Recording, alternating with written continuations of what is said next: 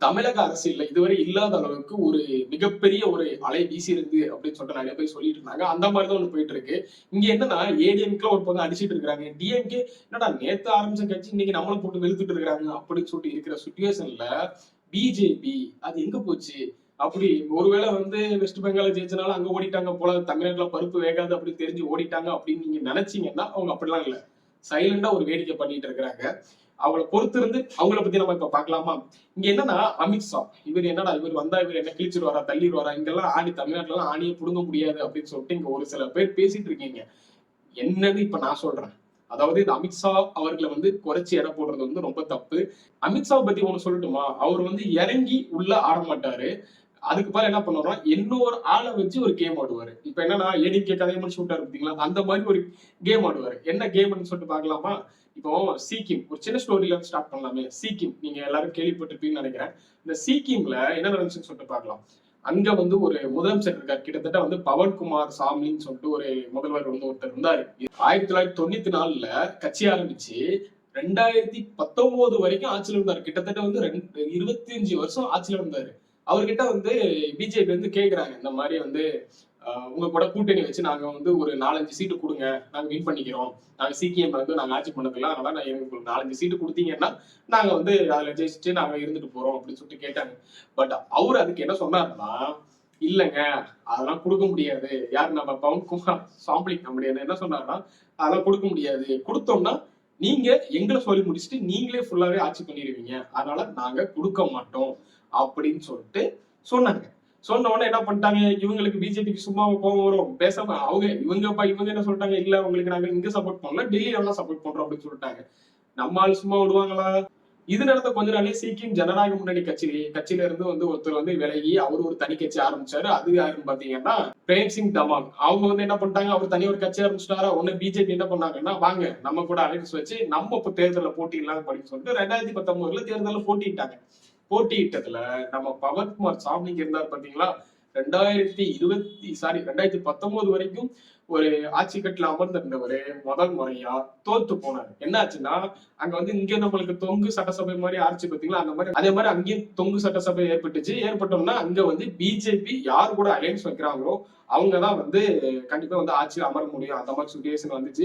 இவர் நினைச்சா பவன்குமார் சாம்பிளிங் அவர்கிட்ட அவங்களுக்கு ஆதரவு தெரிவிச்சு அவங்க பண்ணிருக்கலாம். ஆனா அவரு அதுக்கு முன்னாடி ஒரு பல நிறைய பார்த்து வச்சிருக்காரு பாத்தீங்களா, உங்களை உள்ள விட்டு எங்க கட்சி அடிச்சிருக்கீங்கன்னு. அதனால இவர் என்ன பண்ணிட்டாருன்னா, இவரு கூட சேர்ந்துக்கிட்டாரு. இவரு கூட சேர்ந்து அங்க இருந்து, அதாவது நம்ம பவன்குமார் சாம்பிளிங் அவங்க கட்சியில இருந்து ஒரு 2 பேர் மெஜாரிட்டிக்காக இங்க ஜாயின் பண்ணிட்டாங்க. இவரை முதலமைச்சர் ஆக்கிட்டாங்க. ஆனதுக்கு அப்புறம் என்ன ஆச்சுன்னா, அங்க இருந்து திரும்ப ஒரு 11 பேர் திரும்ப இங்க ஜாயின் பண்ணிட்டாங்க. 14 பேர்கிட்ட இங்க ஜாயின் பண்ணிட்டாங்க. ஜாயின் பண்ணதுக்கு அப்புறம் அந்த கட்சியில பவன்குமார் சாம்பிளிங் மட்டும்தான் ஒரே ஒரு ஒருத்தவங்க தான் அந்த கட்சியில இருந்தாரு. டோட்டலா காலி பண்ணி விட்டாங்க. அதுக்கப்புறம் என்ன ஆச்சுன்னா 2024ல ஃபுல் மெஜாரிட்டியில பிஜேபி வின் பண்ணிட்டாங்க. இதான் சிக்கிம்ல நடந்தது. இப்போ இதுக்கும் அதுக்கும் என்ன கதை அப்படின்னு கேட்டீங்கன்னா, இங்க பிஜேபி இப்படிதான் ஒரு வேலை பார்க்கும். என்ன வேலை பார்த்திருக்கு? இங்க ஏடிஎம்கே என்ன ஆகணும், ஏடிஎம்கேன்னு ஒரு கட்சி இல்லாத அளவுக்கு இங்க ஆக்கணும். அதை பண்ணிட்டாங்களா? அவங்க கூட்டணிக்குள்ள சண்டை வர்ற மாதிரி பண்ணிட்டாங்களா? இப்ப அவங்க உங்களுக்கு அடிச்சுட்டு இருக்கிறாங்களா? இங்க பாதி சீட்டு வின் பண்ணது ஏதோ கூட்டணி கட்சிகள்லாம் சேர்ந்து ஏதோ அங்கங்க ஓட்டு பிச்சு ஜெயிச்ச மாதிரி தானே இருக்குது. சக்சஸ். டிஎம்கே ஒரு ஸ்ட்ராங்கான கூட்டணியா இருந்துச்சு, அந்த கூட்டணியை உடைக்கணும் அப்படின்றாங்களா? உடைஞ்சிருச்சா? இப்ப உடைஞ்சு எங்க யாரு பக்கம் இருக்காங்க? டிவிகே பக்கத்துல. அப்ப இதுல என்ன, அதான் எப்படி பார்த்தாலும் நீங்க பிஜேபி உள்ள வரல, ஏடிஎம்கே கூட வச்சு அலைன்ஸ் வச்சிருந்தாங்க, அவங்களும் உள்ள வரல. அப்ப பிஜேபி கூட டிஎம்கே அவங்களும் வரல. அப்ப நல்லது தானே. பிஜேபி எப்படி பார்த்தாலும் இங்க தமிழ்நாட்டுல ஆளுநர் ஆட்சி வர விடாம இங்க அவங்க மெஜாரிட்டி காமிச்சிட்டாங்க டிவிகே அப்படின்னு நீங்க நினைச்சிட்டு இருக்கீங்க அப்படின்னா அதுதான் தப்பு. இங்க டிவிகேய ஆட்சி கொஞ்ச நாளைக்கு பண்ண விடுவாங்க. இங்க நம்ம பிஜேபி ஃபுல்லா இங்க இன்ஃபுளுன்ஸ் பண்ண நினைச்சிட்டு இருக்கிறோம். அப்படிலாம் கிடையாது. இங்க டிவிக்கு கொஞ்ச நாளைக்கு ஆட்சி பண்ண விடுவாங்க. அவங்க டைம் வரும் வச்சுல இந்த ஆட்சி கவுக்குறதுக்கு என்னனாலும் வேலை பார்ப்பாங்க. விஜய் மேல இருக்க ஒரு நம்பிக்கையை கெடுத்து இந்த ஆட்சியை கவிழ்த்து அதுக்கப்புறம் இவங்க பண்ற ஒரு சில சேட்டைகள்லாம் பயங்கரமா இருக்க போகுது.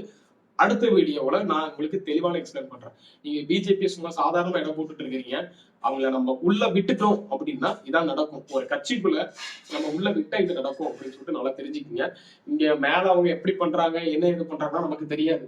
இங்க ஏடிஎம்கேன்னு ஒரு கட்சி இருந்ததாகவும் அது பிற்காலத்தில் அழிவை நோக்கி சென்றதாகவும் அழிஞ்சதாகவும் வரலாறு எழுதப்படாம இருந்தா நல்லதுன்னு நான் நினைக்கிறேன். ஏன்னா எப்பேற்பட்ட கட்சி அது, அந்த கட்சிக்குள்ள ஒரு பிஜேபி ஒரு கூட்டணி கொண்டு வந்தோம். இங்க ஒரு தமிழ்நாட்டை பொறுத்த வரைக்கும் பிஜேபி மேல அவ்வளவு ஹேட் இருக்கு அப்படின்னு இருக்கும்போது நீங்க ஒரு கூட்டணி வைக்கிறீங்க அப்படின்னா அதை எப்படி எடுத்துக்கிறதுன்னு எனக்கு தெரியல. முக்கியமா இங்க ஏடிஎம்கேவை ஏடிஎம்கே வந்து பிஜேபி வந்து அப்படி கொஞ்சம் கொஞ்சமா அரிச்சு சாப்பிட்டு இருக்கு. எப்படின்னா நீங்க பாத்தீங்கன்னா நம்ம இந்த நாடாளுமன்ற தேர்தல் ரீசெண்டா நடக்கும் போது என்ன ஆச்சுன்னா ஏடிஎம்கே தனித்து போட்டின்னு சொல்லிட்டாங்க. இப்போ பிஜேபி கூட கொஞ்சம் அலைன்ஸ் வச்சு பண்ணியிருந்தாங்கன்னா ஏதோ ஒரு சீட்டு ஒரு 10 சீட்டு 15 சீட்டு வின் பண்ணியிருந்தாங்க அப்படின்னா அப்ப அது அவங்களுக்கு கொஞ்சம் நல்லா தான் இருந்திருக்கும். பட் அவங்க தனித்து போட்டின்னு சொல்லிட்டாங்களா, அது மிகப்பெரிய அளவுல பிஜேபிக்கு ஒரு இம்பாக்டா இருந்திருக்கும். இவங்களை எப்படியாவது க்ளோஸ் பண்ணுமே அப்படின்னு நினைச்சாங்க, க்ளோஸ் பண்ணி விட்டுட்டாங்க. அடுத்த வீடியோல பிஜேபியோட சதி என்ன, சதி மீன்ஸ் அவங்களோட நெக்ஸ்ட் மாஸ்டர் பிளான் என்ன அப்படின்னு சொல்லிட்டு அடுத்த வீடியோல பார்க்கலாம். மறக்காம சப்ஸ்கிரைப் பண்ணிருங்க, லைக் அண்ட் ஷேர் சப்ஸ்கிரைப் பண்ணிருங்க. நீங்க என்ன நினைக்கிறீங்க, பிஜேபி சைலண்டா நான் சொன்னது போக வேற ஏதாவது மூவ் பண்றாங்களா அப்படின்னு சொல்லிட்டு கீழே கமெண்ட் செக்ஷன்ல கமெண்ட் பண்ணுங்க. இல்லைன்னா பிஜேபி உள்ள விடலாமா? இங்க நிறைய பேர் வேணாம்னு சொல்றாங்க, மதவாத கட்சின்னு சொல்றாங்க. மேபி தமிழ்நாட்டை ரூல் பண்ணா எப்படி இருக்கும் நீங்க நினைக்கிறீங்க அப்படின்னு சொல்லிட்டு கீழே கமெண்ட் செக்ஷன் பண்ணுங்க. அது நடக்காதுன்னு நிறைய பேருக்கு தெரியும். பட் ஒரு கற்பனையா போடுங்களேன், பார்க்கலாம்.